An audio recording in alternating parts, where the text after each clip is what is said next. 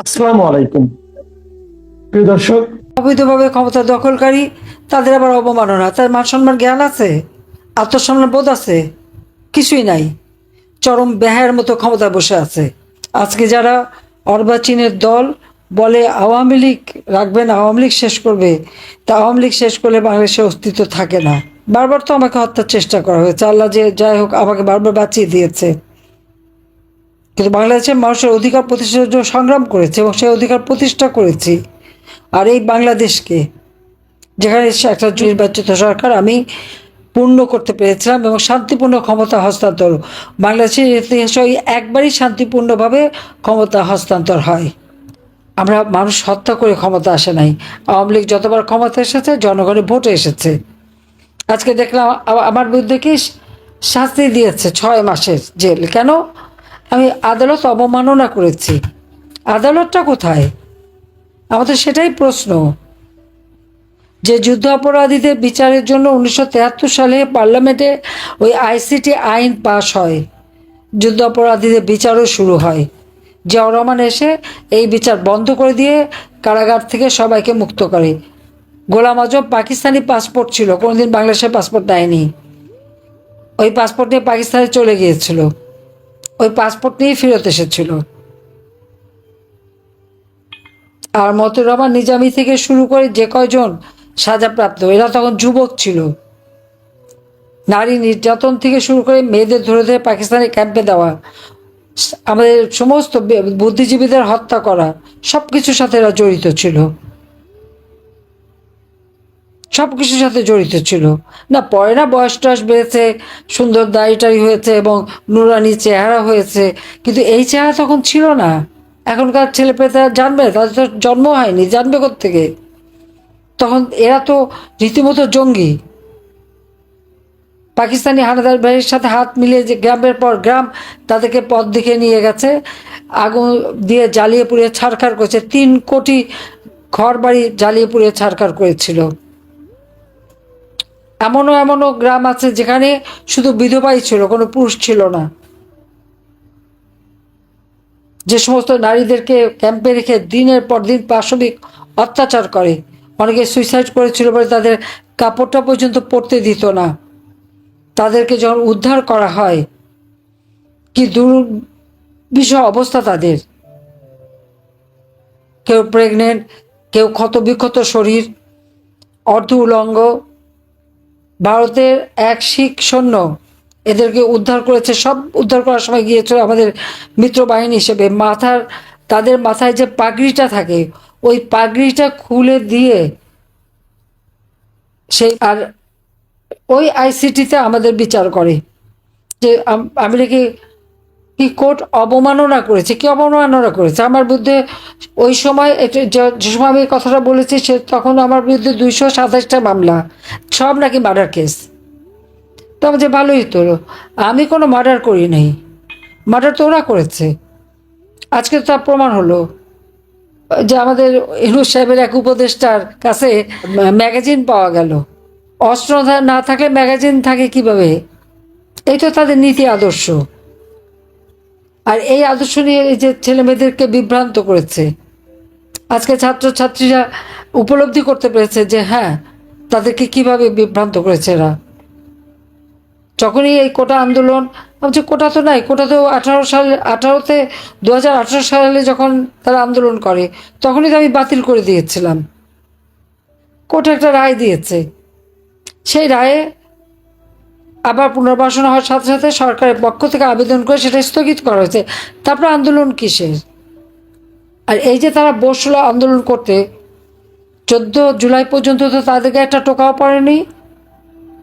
যখন মেট্রো রেলে আগুন, এক্সপ্রেসওয়েতে আগুন, পুলিশকে মারা, আওয়ামী লীগ নেতাকর্মীকে মেরে ঝুলিয়ে রাখা, এই গাজীপুরের জুয়েলকে মেরে ঝুলিয়ে রেখেছিল না? ঝুলিয়ে রেখে তাকে হত্যা করেছে না? আবার ঝিনাইদহ শহর আওয়ামী লীগের সেক্রেটারি থেকে শুরু করে কত অগণিত লোককে তারা হত্যা করেছে।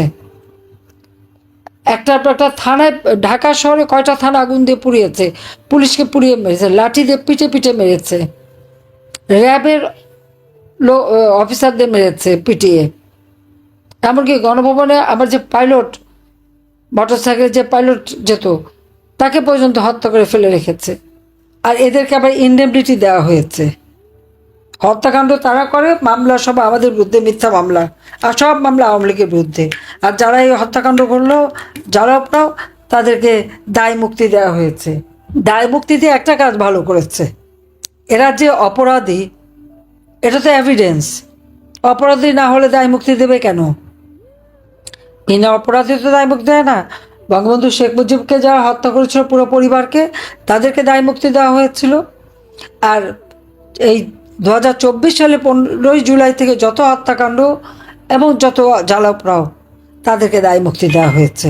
এবং এটা ডক্টর ইউনূস দিয়েছে। এবং সব কিছু পিছনে তো ডক্টর ইউনূস, আজকের থেকে না, সে 2001 সাল থেকে তার ক্ষমতার লোভ। 2007 সালে ক্ষমতার লোভ বাড়লো, দল করতে এসে ব্যর্থ হলো।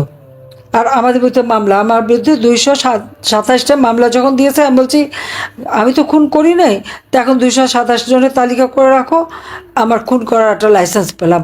এটা নাকি আদালত অবমাননা। তখন আদালতে কি কোর্ট মামলা গেছে? কেস কি শুরু হয়েছে? শুরু তো হয়নি। আর এই আইসিটি আজকে যে আদালত বসিয়েছে, আইসিটির মূল যে আইন, সেই আইন এক্সিকিউটিভ অর্ডারে সংশোধন করেছে। সংশোধন করবার অধিকার তাদের কে দিয়েছে? আমার প্রশ্ন সেটা। আজকে ওই চিফ প্রসিকিউটর এবং যারা এই উপদেষ্টা আছে, আইন উপদেষ্টা আসিফ নজরুল থেকে শুরু করে ইউনূসকে আমি জিজ্ঞাসা করি, তাদের জবাবদিহি করতে হবে। তাদের কি লিগ্যাল রাইট আছে?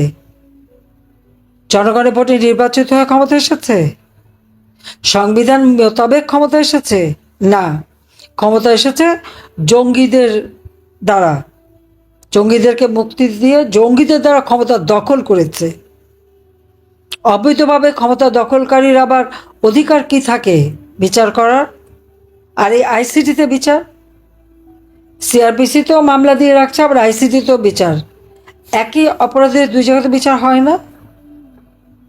যখন আমি যখন যুদ্ধ অপরাধীদের বিচার করেছি ওই 73 সালের আইসিটিতে, তখন যারা এই অপরাধীদের সাথে ডিফেন্সে ছিল, ডিফেন্স লিস্টে, আজকে তারাই চেয়ারম্যান, তাদেরই একজন চেয়ারম্যান, তাদেরই একজন চিফ প্রসিকিউটর, তারাই সব। এটা তো আন্তর্জাতিকভাবে কোনোদিন স্বীকৃতি পায় না, সম্পূর্ণ বেআইনি এটা। আচ্ছা, এই বেআইনি আদালতে আমাকে শাস্তি দেয় কি আমি আদালতের অবমাননা করেছি? আরে আদালত কই যে অবমাননা? অবৈধভাবে ক্ষমতা দখলকারী, তাদের আবার অবমাননা। তার মান সম্মান জ্ঞান আছে? আত্মসম্মান বোধ আছে? কিছুই নাই। চরম বেহায়ের মতো ক্ষমতায় বসে আছে, লজ্জা শরমও নাই। এটা হলো বাস্তবতা। আর একটার পর একটা মামলা দিয়েছে। হ্যাঁ ঠিক আছে, মামলায় হাজিরা দিতে আমাকে নোট দিতে, আমি আসবো, নিশ্চয়ই আমি আসবো, মামলা আমি মোকাবেলা করব। দেখি কত ধানে কত চাল, সেটা আমি দেখে নেব। বাংলাদেশটা আমাদের জনগণের, আর আমার জনগণই শক্তি, আমার কোনো বিদেশি প্রভুও নাই, আর কিছু নেই। আমি যদি ক্ষমতা থাকতে চাইতাম, হয়তো কয়েকশো লোক মারতে হতো, আমি তো তা চাইনি কখনো। যে কটা হত্যাকাণ্ড ঘটেছে, সব কটা হত্যাকাণ্ড ওই মেটিকুলাসলি ডিজাইনের অংশ হিসেবে। এখানে পুলিশকে দোষ দেওয়া লাভ নেই, সেনাবাহিনীর সদস্যদেরকেও দোষ দিয়ে লাভ নেই। কিন্তু কেউ যদি কাউকে মারতে আসে, এখানে কারো অর্ডার দেওয়া লাগে না, এটা আইনেই আছে কিভাবে হবে। কিন্তু আজকে নির্যাতন চরম আকারে, কোনো মেয়েদের কোনো অধিকার নাই, আব্রু বলে কিছু নেই। কত বড় জঘন্য এরা! এরা বিএনপি করে, জামাত শিবির করে আল্লাহ রসুলের নাম নিয়ে, আর এইভাবে মেয়েদেরকে উলঙ্গ করা, মেয়েদেরকে রেপ করা, মেয়েদেরকে মানে তাদের পাশবিক অত্যাচার করা। তাদের ঘরে মা বোন নাই, মেয়ে নাই, আত্মীয়স্বজন নাই, সেটা একবার চিন্তা করে না এরা? অসভ্যতার সীমা থাকে। আমি জানি না এদের এত খাওয়া পড়া, এত সুযোগ সুবিধা দিয়ে কী অপরাধটা করলাম, সেটাই আমার নিজেরই এখন প্রশ্ন। যে আজকে প্রত্যেকটা সেক্টরে শিক্ষকদের কিভাবে অপমান করা, এবং তাদের চাকরি খাচ্ছে কি আওয়ামী লীগ করে। চরম অপমান করে করে শিক্ষকদেরকে জোর করে পদত্যাগ করায়। ছোট ছোট শিশু শিক্ষার্থীদের দিয়ে শিক্ষকদের অপমান করায়। এদের কি আর লেখাপড়া হবে কোনো দিন? তাদেরকে জোর করে পদত্যাগ করানো, যে সমস্ত চিত্র দেখলাম, কোন দিন না বাপ মারে বলে হ্যাঁ লিখে দেন আপনি আমার বাবা না, পদত্যাগ করেন আমার পিতৃত্ব থেকে। এরা হয়তো একদিন সে বাপ মাকে তাই বলবে। সেটা হলো বাস্তবতা। দিনমজুর কাজ পায় না, রিক্সাওয়ালা কাজ পায় না, তো কিসের দেশ চালাচ্ছে? যে বাজেট আমি দিয়ে আসছি, বাজেট তো ওই বাড়াতে পারলো না, আরও কমালো টাকা। কমাবে না কি করবো? তো নিজেটা চোর। ইনুস তো আমাকে দেয় শাস্তি। আমি জানি যেহেতু ডক্টর ইনুস তার নিজের কোম্পানির লেবারদের টাকা চুরি করে খেয়েছে, সেই লেবারও তার বিরুদ্ধে মামলা করেছে। লেবার কোর্টে সে 6 মাসের সাজা পেয়েছে। তাকে তো সে যখন জামিন চেয়েছে সে জামিন পেয়েছে, সরকারের পক্ষ থেকে তো বাধা দেওয়া হয়নি। এইভাবে আমার দেশের প্রত্যেকটা শ্রেণীর মানুষের উপর আজকে চরম জুলুম। আজকে কোনো টাকা পয়সার হিসাব নাই, চরমভাবে সে দুর্নীতি করে যাচ্ছে, অর্থ পাচার করে যাচ্ছে। তার এই যারা আছে কতগুলি বানিয়েছে, কথা কথা হুকুম দেয়, এত বড় দুঃসাহস তাদের। আর অমনি যার যার বাড়ি ঢুকে পড়ে, লুটপাট করে, চুরি করে। সে কি মব জাস্টিস? এটা মব জাস্টিস নেই, এটা হলো মব সন্ত্রাস। সে সন্ত্রাসই করে বেড়াচ্ছে তারা। আজকে প্রত্যেকটা কবরে যে যাদেরকে এরা শহীদ বলছে, প্রত্যেকটা কবর থেকে লাশ তুলে আন্তর্জাতিক সংস্থা ডেকে নিয়ে এসে ফরেন্সিক করে দেখা হবে কীভাবে তারা মারা গেছে। আর যারা আহত, সে কোন দল করে, সে কি করে, সে অপরাধী না নিরপরাধী, আমি সেটা দেখি নাই। আর আমি সরকারে থাকা পর্যন্ত প্রত্যেকটা রোগীর চিকিৎসা পেয়েছে বিনা পয়সায়। তাদের বাবা মা কারো কোনো টাকা খরচ করতে হয়নি। সব টাকা প্রত্যেকটা হাসপাতালে আমি খরচ করেছি। আমরা বিনা পয়সা তাদের চিকিৎসা দিয়েছি। এরা জানে না, এখনও তারা হাসপাতাল ছাড়ে না। কেন হাসপাতাল ছাড়বে না? হাসপাতালে বসে সেই চক্ষু ইনস্টিটিউটে দেখলাম সাবান পানি ফ্লোরে ফেলে তারা জল খেলে। এরা নাকি আবার অসুস্থ। এটা কোন ধরনের কথা? হাসপাতালে অন্য রোগীদের তো চিকিৎসা হবে। তাকে একটা ক্যাবিন দখল করে বসে আছে। কেউ আবার 5 তারা হোটেলেও রুম দখল করে, সারাদিন ঘুরে ফেরে আবার ওখানে যে ক্যাবিনে বসে থাকে ব্যান্ডেজ বেঁধে। এই প্রতারণাটার কি অর্থ থাকতে পারে? তা আমি এদের দোষ দেই না, কারণ ইনুস নিজেই তো একটা প্রতারক। লেবারদের অর্থ আত্মসাৎ করে মামলার আসামি, সাজাপ্রাপ্ত আসামি। গ্রামীণ ফোন টেলিকমিউনিকেশনের টাকা 9-6 করে পাচার করে দুর্নীতি করে তার বিরুদ্ধে 5টা মামলা দুর্নীতি দমন কমিশনে। তার 18টা কোম্পানি ট্যাক্স দেয় না, সেই মামলা। ডক্টর ইউনূস নিজে ট্যাক্স দেয় না, তার বিরুদ্ধে 1100 কোটি টাকার ট্যাক্স পাওনা। সেখানে 666 কোটি টাকার ট্যাক্স মামলার রায় হবার কথা ছিল 6ই আগস্ট। সেদিন 5ই আগস্ট সে এমন ঘটনা ঘটাবে যেন তার আর ট্যাক্স দেওয়া না লাগে, এবং সব মামলাগুলি সে প্রত্যাহার করে নিয়েছে। এমনকি যেটা সাজা হচ্ছে সেটা কোনো নিয়ম নাই, আইন নাই। এখানে আইন নাই, আইনের শাসন নাই, সরকার বলে কিছু নাই। ক্ষমতা দখলকারী কতগুলি সান্ডা গুন্ডা পান্ডা আছে, দেশটাকে শেষ করে দিচ্ছে, ধ্বংস করে দিচ্ছে। গ্রামে গঞ্জে সব জায়গায় মানুষের নিরাপত্তা নাই, নারীদের নিরাপত্তা নাই। শিশু নারী প্রতিদিন ধর্ষিত হচ্ছে।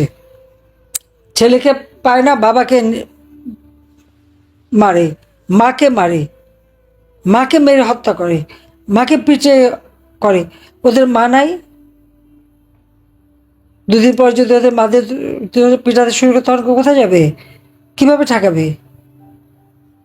ঘর বাড়ি তো জ্বালিয়ে পুড়ে ছাড়খার, তাদেরও তো বাড়িঘর আছে। আর এখন তো আমার বোধহয় মামলা প্রায় 450, তার মধ্যে বোধহয় 440টার মতো খুনের মামলা। আজকে যারা এই দেশ শাসন করে তাদের শাসন করার কোনো অধিকার নাই। অন্যায়ভাবে অবৈধভাবে জঙ্গিদের দিয়ে দেশ দখল করেছে। এই দেশ আমার বাবা বা জাতির পিতা বঙ্গবন্ধু শেখ মুজিবুর রহমান স্বাধীন করে দিয়ে গেছেন, আর তাকে অপমান করা হয়, অবমাননা করা হয়। আর আওয়ামী লীগকে নাকি কোনো কার্যক্রম বন্ধ, নিষিদ্ধ করা হয়, ছাত্রলীগ নিষিদ্ধ করা হয়।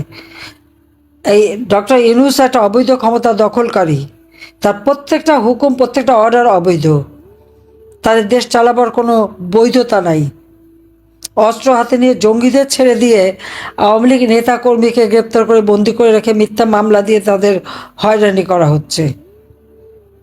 আজকে প্রায় 4-5 লাখ লোক আমাদের অ্যারেস্ট করেছে এবং তাদেরকে কারাগারে, যে কঠিন অবস্থার মধ্যে রাখছে, এবং প্রতিনিয়ত কারাগারে তারা মানুষ হত্যা করে যাচ্ছে, জেল হত্যা করছে। কাজে এখন আর সময় নাই। এদেরকে ক্ষমতার থেকে হটিয়ে দেশকে বাঁচাতে হবে, দেশের মানুষকে বাঁচাতে হবে। এবং আন্তর্জাতিকভাবেও দেশের কোনো সম্মান সে রাখতে পারে নাই। আজকে সে কীভাবে দেশকে অবমাননা করছে সেটা নিজেই দেখতে পারেন। আর 10 মাসের মধ্যে 11 বার খালি বিদেশেই গেছে। এতবার বিদেশে এত টাকা খরচ করে যে কি অর্জন করে আসছে, দেশের জন্য কোন সম্মান নিয়ে আসছে? 1 পয়সা বিনিয়োগও আনতে পারেনি।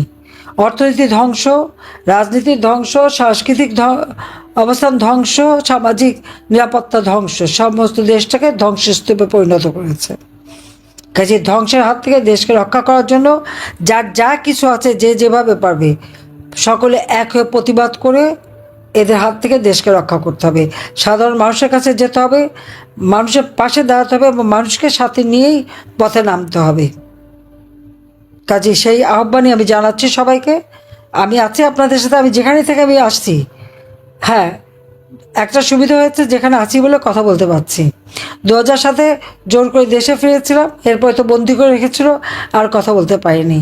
কিন্তু এবার সেই জন্য বাইরে থেকে সবার সঙ্গে কথা বলতে পারছি। কাজে আমি আছি, সব ধরনের সহযোগিতা আমি করে যাব। কিন্তু আমাদের দেশটাকে, দেশের স্বাধীনতা, সার্বভৌমত্ব রক্ষা করতে হবে, গণতান্ত্রিক ধারা রক্ষা করতে হবে। একমাত্র আওয়ামী লীগই গণতান্ত্রিক ধারা দিয়েছে বাংলাদেশে, এটা তাদের মনে রাখা উচিত। 2009 সাল থেকে 2024 সালের এই আগস্ট মাস পর্যন্ত বাংলাদেশে গণতান্ত্রিক ধারা অব্যাহত ছিল। আর সেই গণতান্ত্রিক ধারাকে নস্যাৎ করে অবৈধ ক্ষমতা দখল করার পালা শুরু করলো ডক্টর ইউনূস। এরা তার ম্যাটিকুলাসলি ডিজাইন মাস্টার মাইন্ড দ্বারা। এটাই হলো বাস্তবতা। কাজে এই চক্রান্ত আবার এখন বলে কি মুক্তিযুদ্ধ নাকি ম্যাটিকুলাস ডিজাইন, তখন কে বলছে ম্যাটিকুলাস ডিজাইন? ওই মুক্তিযুদ্ধের সাথে এই জঙ্গিদের নিয়ে ক্ষমতা দখলের তুলনা হয় না। আর এত ধৃষ্টতা কোথায় পায় যে এভাবে তুলনা করে? তুলনা করার অধিকার আছে তাদের? যারা এই কথা বলে, আমি বলবো যে একটু মাত্রা জ্ঞানটা যেন তাদের থাকে। এক মাকে শীত যায় না, এটা মাথায় রাখতে হবে। তো যাই হোক, সবাই ভালো থাকবে, সুস্থ থাকবে।